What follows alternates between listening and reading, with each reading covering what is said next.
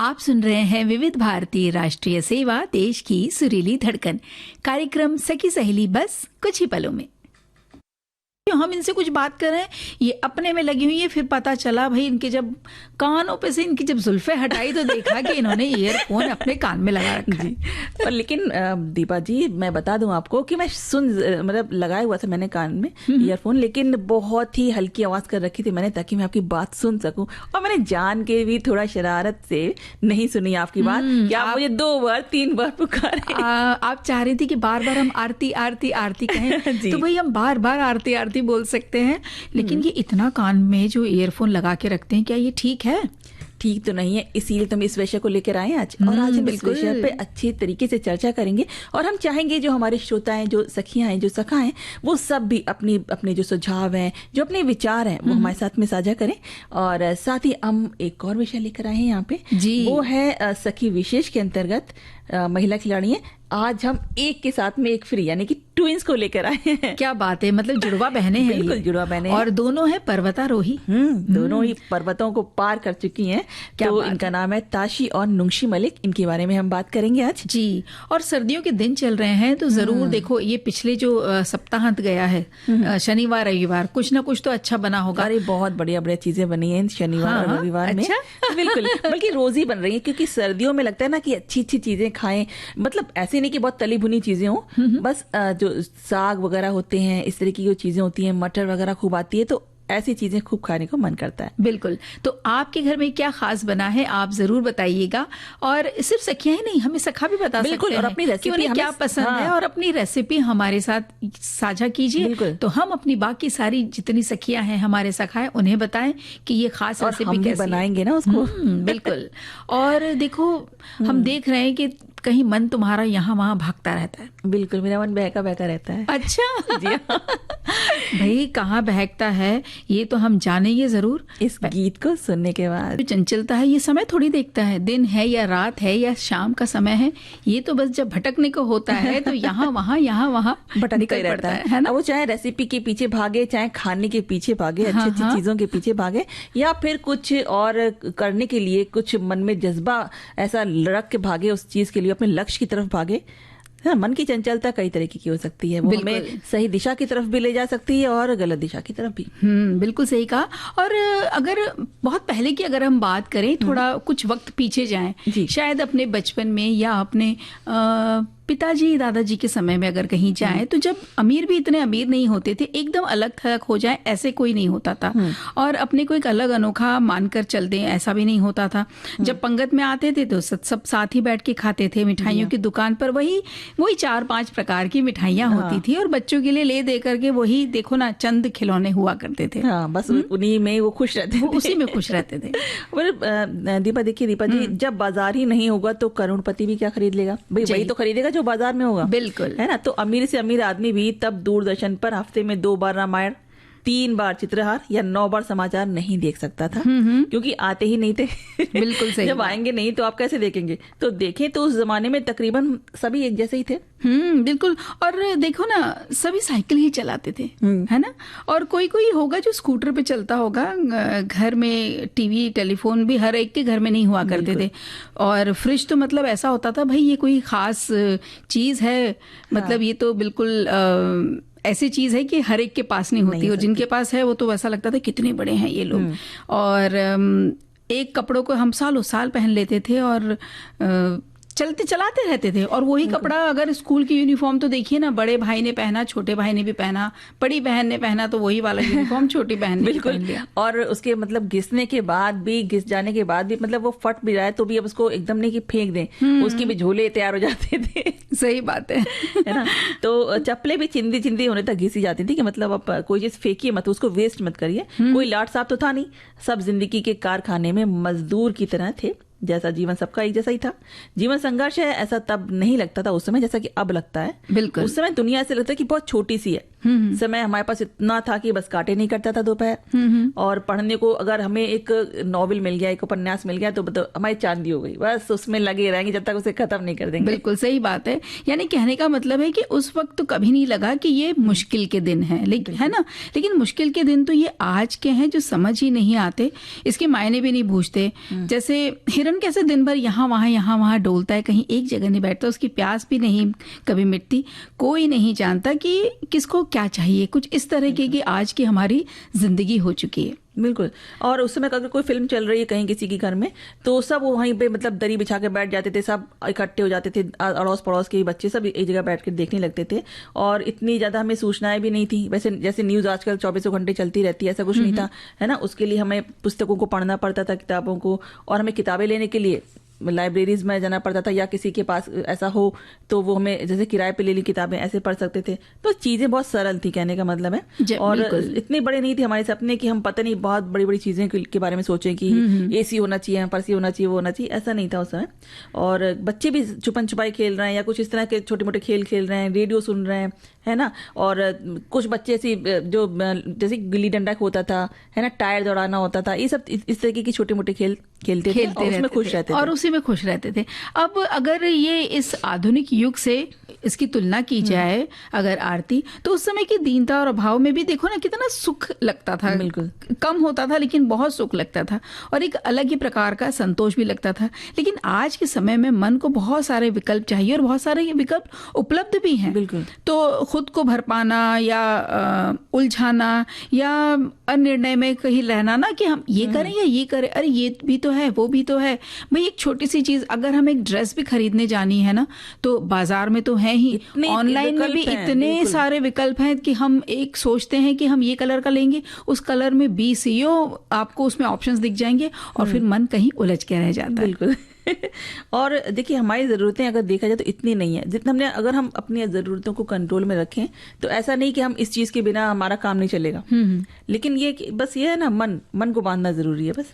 और यही रहता है कि अगर हमारे पास पहले के समय क्या था, लोगों को शर्म नहीं था कि हम भाई अगर हम अपने जो सामान है, बचे हुए जो हमारे घर के सामान, जैसे हम आज फेंक देते हैं, कोई भी चीज़ हटा देते हैं कि चलो हटा दो, खराब हो गई, तो उसमें लोग उस चीज़ को अच्छे से रिपेयर करा लेते थे, उसको चलाते रहते थे, ये नहीं करते थे। और अब यहाँ क्या है, दुकानें लदी पड़ी हैं चीजों से, है ना। हाँ, और अगर इतनी चीजें हैं कि हम अगर सोचें खरीदने के लिए तो हम उसी में उलझ के रह जाएंगे। और उसके लिए हमें क्या करना पड़ेगा, पैसे चाहिए हमें, फिर उस पैसों को कमाने के लिए अब हमें कोई भी रास्ता मिले, चाहे वो सही हो चाहे गलत हो, है ना, उसके लिए हम सब कुछ करने को तैयार हो जाते हैं। बिल्कुल सही बात है। तो वो चीज हमें गलत तरफ ले जाती है। तो इसलिए मन को अपने समझाना जरूरी है, अपने आप को कंट्रोल में रखना जरूरी है कि हम किसी सही तरफ जाएं, ना कि हम किसी पैसे कमाने के लिए गलत चीजों को करें।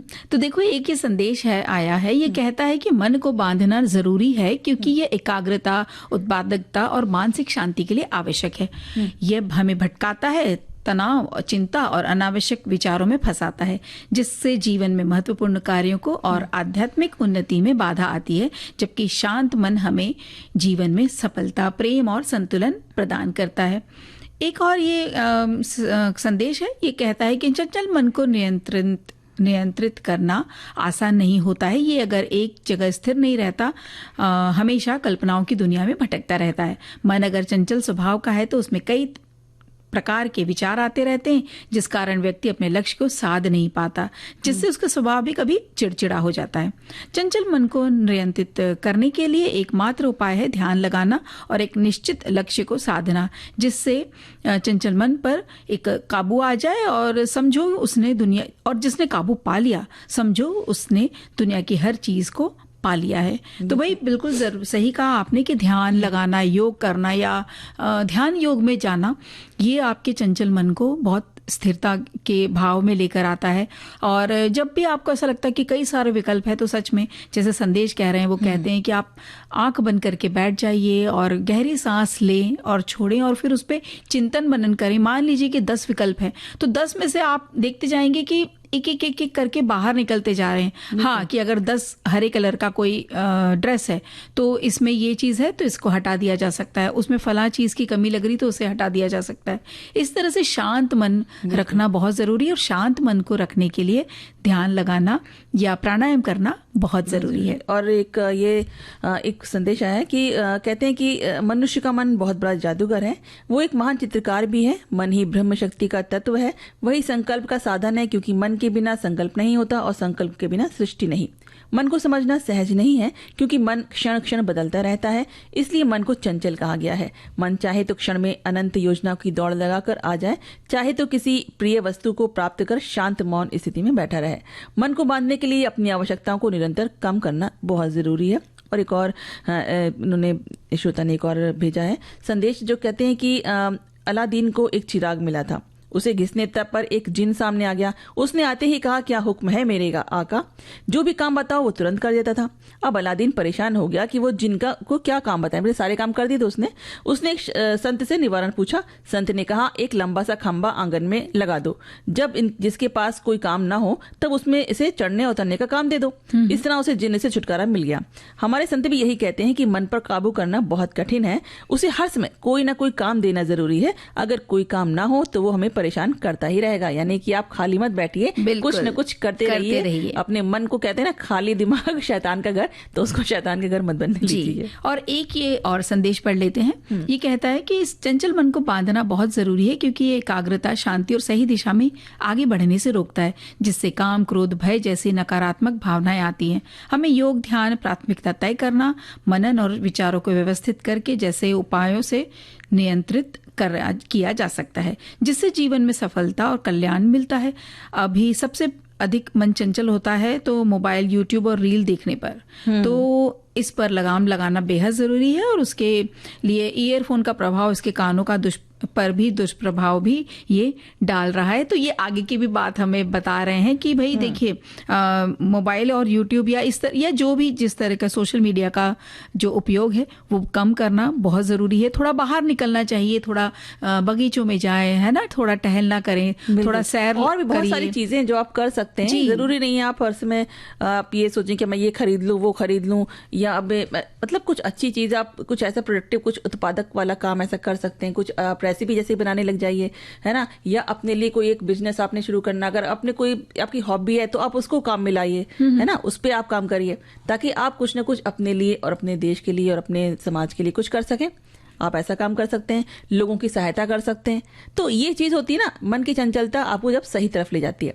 अभी मन की चंचलता कह रही है कि एक गीत सुनवा दीजिए। चलिए भाई, देखो एक संदेश आया है जो कहता है कि जीवन में कुछ करना है तो मन को मारे मत बैठो, आगे आगे चलना है तो हिम्मत हारे मत बैठो।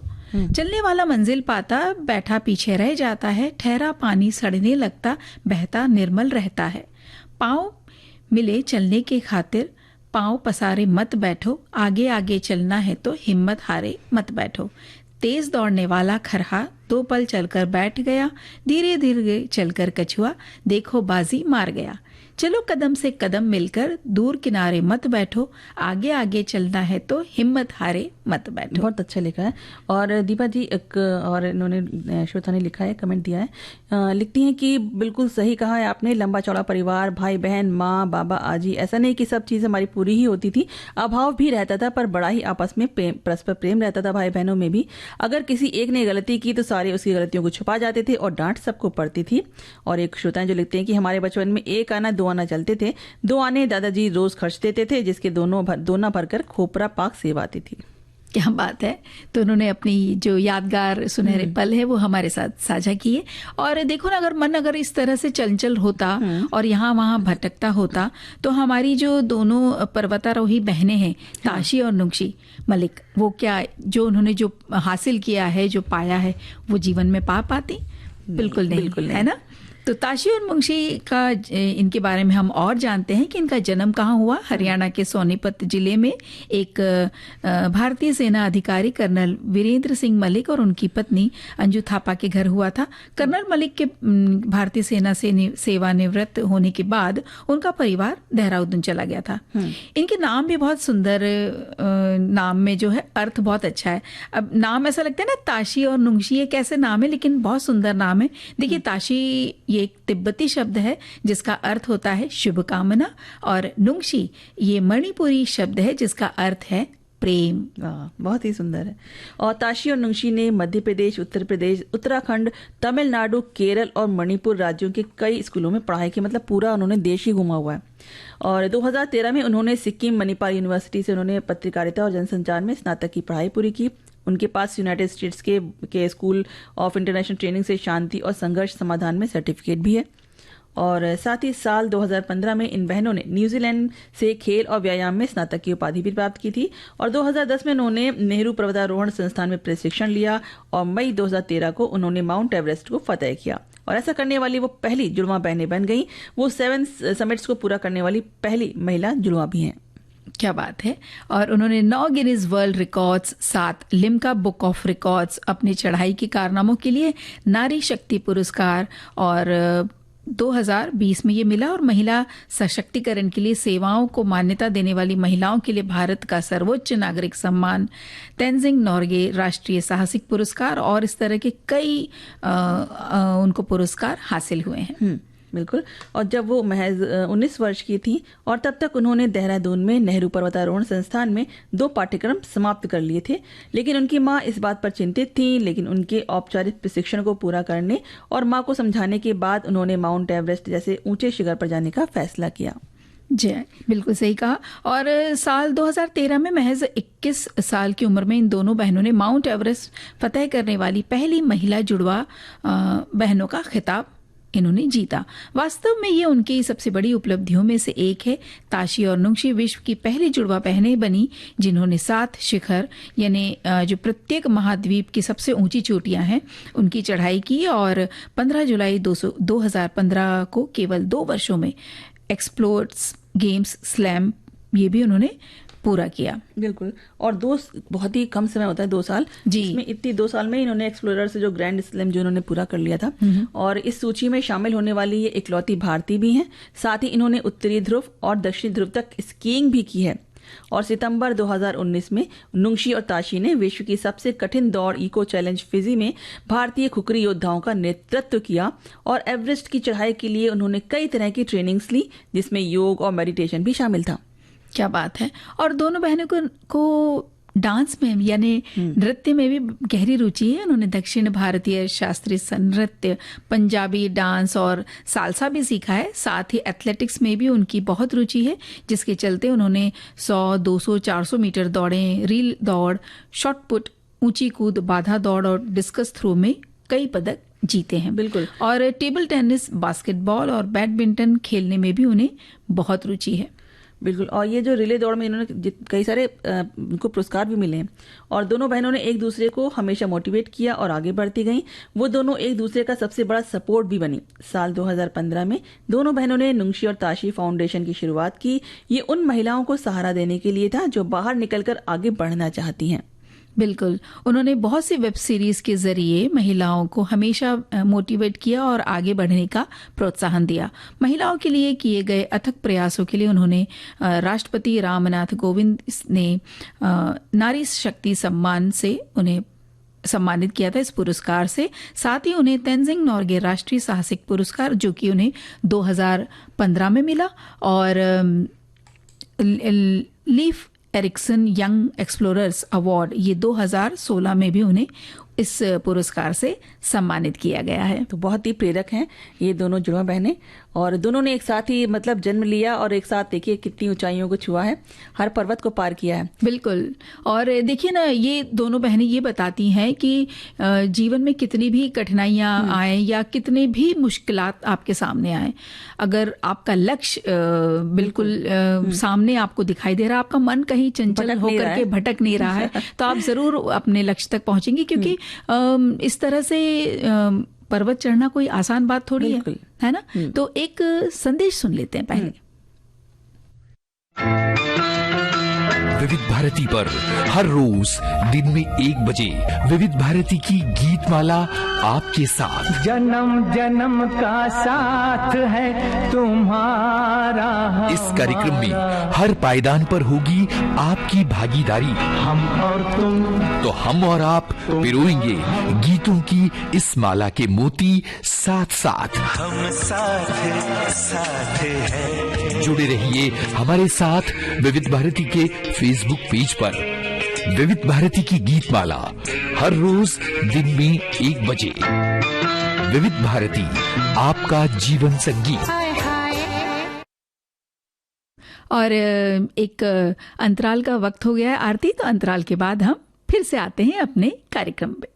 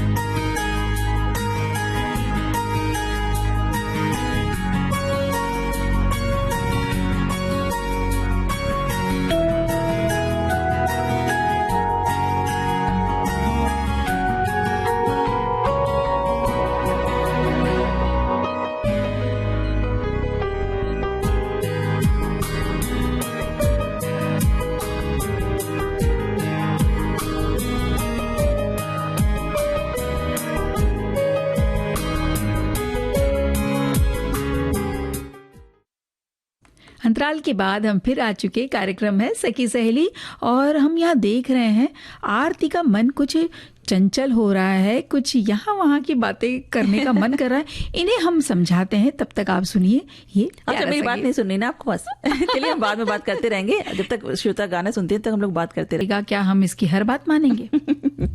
नहीं माननी है, बिल्कुल नहीं माननी है, क्योंकि देखना है ना कि अगर मन हमारा भटक रहा है और कुछ हम सही काम नहीं कर पा रहे हैं, फोकस नहीं हो पा रहे हैं, तो उसको रोकना जरूरी है। बिल्कुल। अब मन तो ये कहेगा कि भाई घर में आज कुछ ज्यादा ही शोर शराबा हो रहा है, कोई कुछ सुन ही नहीं रहा मेरी, तो लो भाई उठाया ईयरफोन, कान पे लगा लिया और अपने पसंद का कार्यक्रम सुनने लगे। तो भाई ये भी उचित है या नहीं? बिल्कुल नहीं ना, बिल्कुल। अब देखो ना, अच्छा एक सवाल पहले पूछते हैं हम तुमसे आरती, कि संगीत सुनना या बात करने के लिए तुम कितना ईयरफोन का प्रयोग करती हो? मैं सच बताऊं दीपा जी, मैं बहुत ही कम प्रयोग करती हूँ, क्योंकि मुझे पता है कि और संगीत सुनना, मैं वैसे भी उसको अपने अगर मुझे सुनना होता है ना तो उसमें स्पीकर पे डाल देती हूँ। मैं स्पीकर पे सुनती हूँ, सब लोग सुनो। मैं क्यों खाली आनंद टॉस, सब लोग आनंद टॉस का। ये बात तो बिल्कुल सही। मैं बाहर अगर जाना होता है तो मैं नहीं यूज करती हूँ, मतलब मैं सुनती ही नहीं हूँ। कहीं बाहर जाना होता है तो, क्योंकि बाहर देखो, बाहर जो अगर हम कहीं बाहर निकले तो बाहर की चीजें देखनी चाहिए ना, बाहर की सीनरी देखो। अगर कहीं घूमने गए, नहीं तो बाजार में है, मार्केट है, कौन सी शॉप है, पर ये सब चीजें देखने में अच्छा लगता है मुझे, बाहर की रोशनी वगैरह, ना कि फोन में घुसे रहो। ये मुझे नहीं पसंद। मैं बाहर जाती हूँ तो बिल्कुल फोन नहीं देखती हूँ। अब देखिए, इसके बारे में तो हम बात कर ही रहे हैं कि कितना नुकसानदायक है ये, लेकिन बहुत से लोग, उनका काम कुछ इस तरीके का है कि भाई उनको चलते चलते कुछ व्यापार इस तरीके का है कि भाई वो 2 पहिया गाड़ी पे हैं या कार में भी हैं। कार में तो चलिए आप ब्लूटूथ के जरिए फिर भी बात करते हैं तो वो थोड़ा सा सेफ है, लेकिन ये जो ईयरफोन लगा करके 2 पहिए पे, अगर आप 2 पहिया गाड़ी पे अगर आप बैठे और बातें भी हो रही है, आपके व्यापार या बिजनेस या सर्विस के बारे में बातें होती चली जा रही है और आप गाड़ी लेकर के निकले जा रहे हैं, पीछे से कोई इमरजेंसी से कोई गाड़ी आ रही है तो आपको पता ही नहीं चलेगा कि भाई आगे वाले वाले को या पीछे वाले को कुछ इमरजेंसी है तो हमें साइड में होना है, या खुद आपके लिए भी वो नुकसानदायक हो सकता है, खतरनाक भी हो सकता है कि हमें पता ही नहीं चल रहा है कि कहीं से कुछ इस तरह से गाड़ी आ रही कि हमें हटाना है। तो हमेशा ईयरफोन लगाए रहना, या आपको लगता है कि समय बच जाएगा मेरा, एक जगह से दूसरी जगह जाने के लिए जितनी देर मुझे लगेगी उतनी ही देर में मैं ये बात कर लूंगा या ये मेरा काम खत्म हो जाएगा। तो इस तरह की सोच कभी कभी हमें बहुत मुसीबत में डाल देती है, बहुत भारी पड़ जाती है। क्योंकि ना बहुत सारे केसेस आजकल तो बहुत हो रहे हैं इस तरीके के कि आप कान में अपने ईयरफोन, चाहे ब्लूटूथ का यूज कर रहे हैं, जो भी कर रहे हैं, आपने कान में उसको लगा रखा है, देखिए, और वो डायरेक्ट आपके कान में है ना, तो वो नुकसान तो आपको पहुंचाएगी। आप फुल साउंड में मत सुनिए ना। आप, मैं तो पता है मैं क्या करती हूँ कि जैसे ब्लूटूथ है वो वैसा वाला वायरलेस है ना, तो मैं सिर्फ एक कान में उसको लगाती हूँ, वो भी बहुत मिनिमम जो वॉइस रहती है उसमें रखती हूँ कि मुझे आसपास की आवाज भी सुनाई देती रहती सारी। लेकिन एक बात बताओ, ईयरफोन लगाना ही क्यों जरूरी है? अगर कभी आपको बहुत जरूरी लगता है कि नहीं, मैं मतलब अगर कुछ सुन रही हूँ या किसी से बात भी कर रही हूँ, तो आप कम आवाज में रखिए उसको। बहुत तेज आपको ऐसा नहीं है जरूरी कि आपके दिमाग की नसें भी हिल जाए। भाई दिमाग की नसों के बारे में तेज मतलब लगा लेते हैं, कितनी तेज उसके मतलब फुल साउंड कर लेते हैं, और फिर ताकि उनको कोई आसपास की आवाज भी नहीं सुनाई देती है। हाँ। और इस ये युवा वर्ग में बहुत ज्यादा देखने में आ रहा है कि वो बिल्कुल तेज आवाज में अपना हेडफोन या ईयरफोन या ईयरलोब्स, कितनी या हैंड्स फ्री, इतने कई सारे नाम है तो इसके, इस तरीके की लेकिन ये यंत्र को जो उठा करके लगा लिया जाता है और फिर वो सुनते ही नहीं। घर में कोई बैल बजा रहा है घर के बाहर और आपको पता ही नहीं चलता क्योंकि आप इतनी तेज आवाज में सुन रहे बैठे हो, तो कोई आपके पीछे से आके आपके साथ में कोई आपको कुछ मारे पीटे कुछ भी कर सकता है, आपको कुछ पता नहीं। आप घर में चोर आया, चोरी करके निकल गया, उसे आपको कोई फर्क नहीं, आप आराम से सो रहे हो। तो एक कान में लगाने का फायदा ये भी रहता है ना कि एक मतलब अगर ब्लूटूथ का कोई यूज कर रहे हो तो एक आप रख दो, उसमें वो चार्ज होता रहेगा, एक में आपने यूज किया। बहुत ही बढ़िया चीज होती है ये तो आपने देखो, आपने एक सुझाव दिया, लेकिन एक जो चीज मुंबई में खासतौर पे जो हम देख रहे हैं, क्योंकि यहाँ पे दूरियां बहुत ज्यादा है, एक जगह से दूसरी जगह जाने के लिए हम पब्लिक ट्रांसपोर्ट जो यहाँ की जान है, हम ट्रेन, लोकल ट्रेन का इस्तेमाल करते हैं, मेट्रो ट्रेन भी अब है। हम जो देखने में आता है ना आरती, सबके कानों में ईयरफोन अलग अलग तरह के लगे रहते हैं और सब अपनी अपनी दुनिया में लीन, कोई उसमें प्रोग्राम देख रहा है, कोई अपना पसंदीदा कार्यक्रम को देख रहा है, कोई बात कर रहा है, कोई नाराज हो रहा है, कोई प्रेम भरी बातें कर रहा है। तो हर तरह की इस तरह की जो आपको है ना सीन वहां पे देखने को मिलते हैं। लेकिन उसमें जो कुल मिला के एक कॉमन बात है वो ये है कि ज्यादातर लोगों के कानों में ये जो ईयरफोन है, ये जो यंत्र है, ये जो उपचा है, सबके कानों में रहता है। और एक कान की जो ये समस्या है ये धीरे धीरे बढ़ती जा रही है। अब वैज्ञानिक तौर पे अगर इसकी बात करें ना, तो ये क्या कहता है विज्ञान कि लंबे समय तक ईयरफोन से तेज आवाज सुनना स्ट्रेस हार्मोन्स कोर्टिसोल को बढ़ाता है। इससे दिल की धड़कन तेज हो सकती है, ब्लड प्रेशर बढ़ सकता है और धीरे धीरे हार्मोनल इम्बैलेंस भी हो सकता है। यही नहीं, लगातार ईयरफोन लगाए रहने से मेलाटोनिन हार्मोन जो कि नींद लाने में मदद करता है, उसका लेवल गड़बड़ा जाता है और यही वजह है कि हमें नींद नहीं आती है। तो ये भी सोचना बहुत जरूरी है कि आपकी नींद ना आने के कारण कहीं ऐसा तो नहीं है कि आप बहुत ज्यादा ईयरफोन का इस्तेमाल कर रहे हैं। कई लोग होते हैं ना कि कान में लगा के आप सुन रहे हैं, सुनते सुनते नींद आ जाएगी, तो वो आपकी नींद नहीं आती, आपको बार बार उठना पड़ता है ना, तो वो चीज बहुत खतरनाक हो सकती है। और जब ईयरफोन की तेज आवाज कान में मौजूद जो छोटी छोटी जो कोशिकाएं होती हैं बालों की, उसको जो नुकसान पहुंचाती है, तो वो ऐसी कोशिकाएं हैं जो कभी वापस नहीं बढ़ती। वो ऐसे बाल नहीं है जो कि जैसे कि हमारे सर के बाल हैं, ऐसे बाल जो बढ़ जाते हैं वो नहीं है। वो अगर एक बार खत्म हो गई तो वापस नहीं निकलती हैं, वापस नहीं बढ़ती हैं, वो खत्म ही हो जाती हैं। पर इसलिए सुनने की जो क्षमता है उसमें स्थायी कमी हो जाती है और सुनने की क्षमता में कमी और तेज आवाज सुनने में हमें परेशानी होती है। इसके अलावा रात भर या लंबे समय तक इस्तेमाल किए जाने वाले ईयरफोन कान के मैल को और गहराई तक धकेल सकते हैं, जिससे कि आपके कान में उसका जो वैक्स है कान का, वो उसका जमाव हो जाएगा, है ना, और फिर आपको बहुत परेशानी हो सकती है उसकी वजह से। भाई देखिए, इतनी परेशानियों की बात हो रही है, एक थोड़ा सा मन हल्का कर लेते हैं, एक गीत सुन लेते हैं। और हम तो अपने सखियों और अपने सखाओं से कहेंगे, भाई मान भी जाओ ना, हम ये बात कह रहे हैं ईयरफोन का इस्तेमाल कम, कि देखिए अभी तो कुछ नहीं हुआ है, लेकिन अगर बहुत ज्यादा ईयरफोन का इस्तेमाल किया तो बहुत कुछ हो सकता है। ये हमारा एक संदेश हमारे श्रोता का आया है, वो बता रहे हैं कि तेज आवाज से कान के अंदरूनी नाजुक बाल कोशिकाओं को स्थायी नुकसान पहुंच सकता है, जिससे बहरापन भी हो सकता है।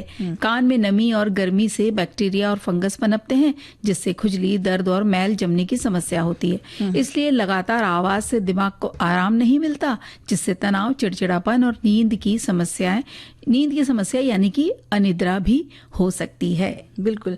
और सुनने की संवेदनशीलता भी कम हो सकती है और कानों में आपके टिनिटस या बजने की आवाज आ सकती है कि जैसे कि ना हर समय सुबह शाम दिन रात ये कभी बंद नहीं होती है, बजती कुछ ना कुछ सीटी की आवाज या कुछ इस तरीके की कुछ आवाज आती रहती है लगातार। इसकी क्या वजह से क्या होता है ना, हम फोकस नहीं हो पाते और मतलब दिमाग एकदम परेशान रहता है कि क्यों नहीं बंद हो रही है आवाज। तो इस वजह से नींद भी हमारी गड़बड़ जाती है, हम सो तक नहीं सकते। सोचिए कान के अंदरूनी नाजुक बाल कोशिकाओं को स्थायी नुकसान पहुंच सकता है, जिससे बहरापन भी हो सकता है। कान में नमी और गर्मी से बैक्टीरिया और फंगस पनपते हैं, जिससे खुजली, दर्द और मैल जमने की समस्या होती है। इसलिए लगातार आवाज से दिमाग को आराम नहीं मिलता, जिससे तनाव, चिड़चिड़ापन और नींद की समस्या यानी कि अनिद्रा भी हो सकती है। बिल्कुल।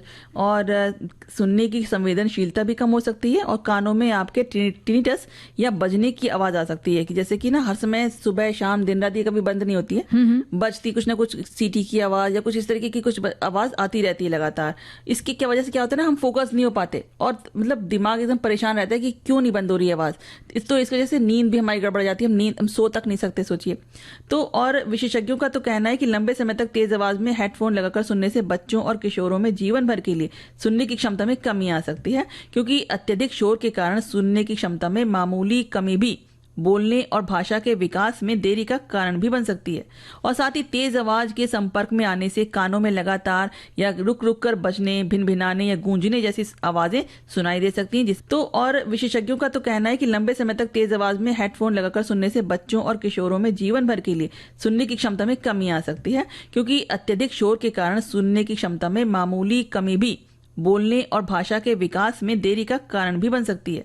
और साथ ही तेज आवाज के संपर्क में आने से कानों में लगातार या रुक रुक कर बजने, भिनभिनाने या गूंजने जैसी आवाजें सुनाई दे सकती हैं, जिसे कि हम टिनिटस कहते हैं। तो बहुत ज्यादा खतरनाक चीज है ये। बिल्कुल। और ये जो बात आपने बताई ना आरती, तो ये देखिए एक संदेश हमारी सखी ने भेजा। उन्होंने कहा कि अभी कुछ ही दिन पहले उन्होंने ये पढ़ा है कि किसी सेलिब्रिटी के बारे में ये उन्होंने जाना कि ईयरफोन के चलते उनके कानों में प्रॉब्लम हो गई और इसके चलते वो किसी प्रोग्राम में कुछ लंबे समय के लिए भाग नहीं ले पाएंगे आगे भविष्य में। परिवार में भी एक सीनियर को उन्हें अचानक एक दिन लगा कि कान में बहुत तेज आवाज जैसा कुछ लगा और जब दिखाया तो पता चला कि उनके कान में बहुत बड़ी समस्या हो गई है। ऑपरेशन हुआ है और अभी उन्हें फोन या तेज आवाज सुनना या हवाई जहाज में सफर करना सब कुछ मना है। तो भाई देखिए ये है नुकसान अगर लगातार आप ईयरफोन का इस्तेमाल करते हैं। और दीपा जी वैसे भी क्या होता है ना, ईयरफोन क्या होता है हम सीधे कान में लगाते हैं ना, सीधे कान में डालते हैं, जिसकी वजह से क्या होता है हवा का जो प्रवाह है वो रुक जाता है और जिसकी वजह से नमी हो जाती है, कान के अंदर नमी बन जाती है। उसकी वजह से बैक्टीरिया है, फंगस है, इनका इसकी वजह से संक्रमण तो होता ही है। साथ ही हम दूसरों के साथ जब ईयरफोन को अपने साझा करते हैं, जैसे किसी ने घर में ही चाहे हम किसी के साथ में साझा कर रहे हो कि उसने भी यूज कर लिया, दूसरे ने यूज कर लिया, तो इससे क्या होता है ना कि कीटाणुओं का भी आदान प्रदान हो जाता है, सिर्फ ईयरफोन का ही नहीं। और साथ ही लगातार संगीत या पॉडकास्ट सुनने से मस्तिष्क पर जो है बहुत भार पड़ता है, जिससे कि ध्यान केंद्रित करने में या फोकस होने में क्षमता प्रभावित होती है। और इसके अलावा जब हम बाहर चलते समय या गाड़ी चलाते समय जो सुनते हैं तो उसकी वजह से दुर्घटना का तो जोखिम होता ही होता है। बिल्कुल बिल्कुल। इसीलिए हमें सोचना चाहिए कि ना जब इतने सारे नुकसान है इसके, तो हम इसके प्रयोग को थोड़ा सीमित करें। और ये अगर सीमित हमें इसका प्रयोग करना ही है तो हम कम आवाज रखें ना, जरूरी थोड़ा ना कि हम पूरा फुल साउंड में सुने। और जैसे कि मैंने आपको कहा, जैसा मैं यूज करती हूँ एक कान में लगाइए। और इसी तरह से हमारी सखी इस्तेमाल करती हैं, तो वो क्या कह रही हैं कि मैं सुबह से लेकर रात तक विविध भारती के अलग अलग कार्यक्रम सुनती हूँ। दिन भर में कितने ही होते हैं और फोन पर ही रेडियो सुनते हैं, तो फोन देखना भी होता है, कमेंट्स भी लिखना होता है, कभी कभार दूसरे डिस्टर्ब ना हो, इसलिए ईयरफोन का इस्तेमाल हमें करना पड़ता है। तो आप लेकिन यही हम तो उनसे कहेंगे कि भाई आप बिल्कुल कार्यक्रम सारे सुनिए विविध भारती के, लेकिन बहुत ज्यादा ईयरफोन का इस्तेमाल ना करें, या जब भी करें तो ध्यान देकर करें। इसके अलावा हमारी एक और सखी हैं, ये कहती है मैं भी ईयरफोन यूज करती हूँ पर सिर्फ टीवी देखने के लिए, और वो भी सिर्फ एक कान में लगाती हूँ ताकि मेरे टीवी से किसी को कोई परेशानी ना हो। पर विविध भारती में बिना ईयरफोन के ही सुनती हूँ क्योंकि मुझे जोर जोर से गाना सुनने की आदत है। अच्छा। तो भाई ये भी अच्छी बात है कि आप गाना सुनिए, लेकिन बस इसमें ये ध्यान रखिए कि आपके कोई परिवार का कोई सदस्य या आपके कोई पड़ोसी परेशान ना हो, इतनी तेज आवाज में आप कार्यक्रम ना सुने। इतना सुनिए, इतनी आवाज रखिए कि आप तक पहुंचे अच्छे से तरीके से आवाज। और एक संदेश है कि कहते हैं इसमें कि आजकल हर किसी ने ईयरफोन को अपना साथी बना लिया है, कभी बाहर के शोर से बचने के लिए तो कभी बस स्टाइल के लिए हर कोई अपने कानों में ईयरफोन लगाए रहता है। वो लोग शायद ये नहीं जानते कि ये लगाने से कान के इन्फेक्शन जैसी कई नुकसान हो सकते हैं, यहाँ तक कि व्यक्ति की सुनने की क्षमता भी खत्म हो सकती है, समाप्त हो सकती है। तो बहुत जरूरी है। और ईयरफोन का ज्यादा से एक और जो श्रोता हैं वो लिखते हैं कि ईयरफोन का ज्यादा और तेज आवाज में इस्तेमाल करना नुकसानदायक है, जिससे बहरापन, कान में इन्फेक्शन, सिरदर्द, तनाव, नींद की समस्या हो सकती है ना। और साथ ही हम ये कर सकते हैं इससे बचने के लिए कि 60-60 नियम, यानी कि 60 मिनट से ज्यादा हम ना सुने और वॉल्यूम भी हम 60 ही रखें। जी बिल्कुल। और हम तो यही कहेंगे कि इतने प्यार से हम ये बात आपको बता रहे हैं, और शायद उम्मीद है कि आप हमारी ये बात, मुझे तो यकीन है पूरा कि हमारे जो श्रोता है वो सुनते हैं हमारी बात को, समझते जरूर है। और सखी जो भी सखियां हैं, सखा हैं, तो सब इस बात को मानेंगे। ईयरफोन हटा के सुनते हैं ये गीत। दीपा, अब व्यंजन की बारी भी तो आ गई है। हाँ, क्योंकि हमारे सखियों ने बात मान ली है और उन्होंने कहा है कि भाई अब वो ईयरफोन का इस्तेमाल कम करेंगे और कुछ अच्छी अच्छी रेसिपी बना के भेजेंगी। तो उन्होंने देखी ये भेजी है। मेथी के लड्डू बनाने की विधि दी है। सामग्री बता देते हैं। मेथी दाना 100 ग्राम, गेहूं का आटा लेना है कुछ 250-300 ग्राम, गुड़ 300-400 ग्राम बारीक किया हुआ, घी लेना है 250 ग्राम, गोंद 100 ग्राम और ड्राई फ्रूट्स जो भी आपको पसंद हो। मसाले लेना है सौंठ पाउडर, इलायची और काली मिर्च। अब बनाना कैसे है? हाँ, बनाने के लिए आपको करना है कि पहले तो मेथी पाउडर को 4 से 5 घंटे या रात भर दूध में भिगो दीजिए। इससे उसकी कड़वाहट कम हो जाती है। फिर इसे घी में सुनहरा होने तक भून लीजिए। गोंद और आटे को भी भून लीजिए और कढ़ाई में घी गर्म करके गोंद को तल लीजिए और उसे दरदरा कूट लीजिए। उसी घी में गेहूं का आटा डालकर उसको सुनहरा और खुशबूदार होने तक भून लीजिए। आप गुड़ की चाशनी बनाइए, यानी कि कढ़ाई में थोड़ा सा घी और गुड़ डालकर धीमी आंच पर आप उसके पिघला लीजिए। और एक तार की चाशनी नहीं बनानी है, बस गुड़ पिघल जाए। मिश्रण तैयार करें। इसके लिए आपको क्या चाहिए? एक बड़े बर्तन में भुना हुआ आटा, मेथी, गोंद, ड्राई फ्रूट्स और मसाले आप मिला लीजिए, जो भी चाहिए आप इसमें। अब इसमें पिघला हुआ गुड़ डाल दीजिए। अब मिश्रण के थोड़ा गुड़ गुनगुना होते, मतलब थोड़ा हल्का सा गर्म रहे, तभी उसको हाथों पर घी लगाकर उसके गोल गोल